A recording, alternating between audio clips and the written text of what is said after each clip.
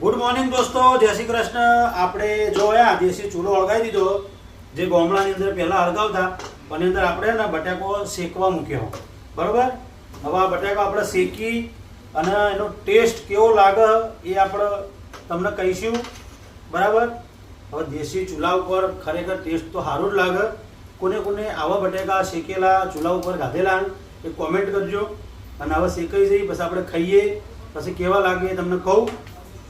આ બટાકા બતાવો અંદર, જો આપણે નાખેલો હોય આપણે ચૂલાની અંદર જબરજસ્ત શેકવાના બટાકા.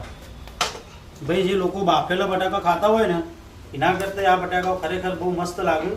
હવે જોઈએ આપણે કેવા લાગે તે પછી તમને કહું.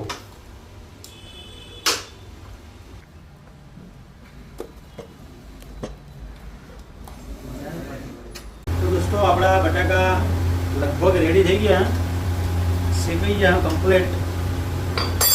હવે એના આપણે બહુ ગરમ છે ભાઈ. આપણને હવે ચાખવાના. ચલો તને હવે તમને ટેસ્ટ કરીએ, ખાઈએ. ચલો તો ભાઈ આપણા બટાકા કમ્પ્લીટ શેકાઈ ગયા. બરાબર. હા હા હા હા, જુઓ ખાલી ગરમ લાય જેવા હે.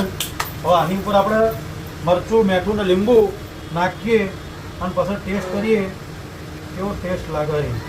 થોડા ગરમ હોય એટલે થોડી શાંતિ રાખવી પડશે. આપણે થોડું મરચું નાખીએ, હલકું શું મીઠું,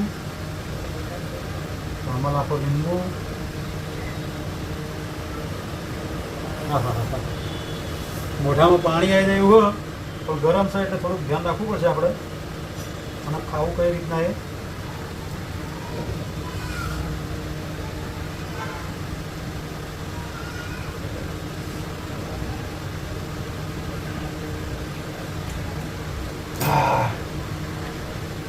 गरम गरम. हाँ चपाती काटिए.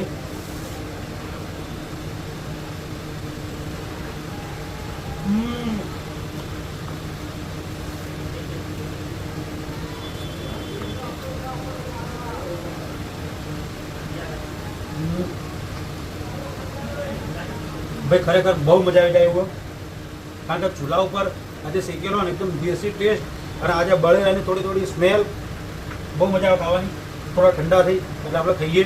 અને તમે જોઈ અને આવો બટાકો શેકેલો ચૂલા ઉપર કોને કોને ખાધો હો ગામડામાં એ કોમેન્ટ કરજો. ત્યાં સુધી હું આ બધા બટાકો ખાઈ.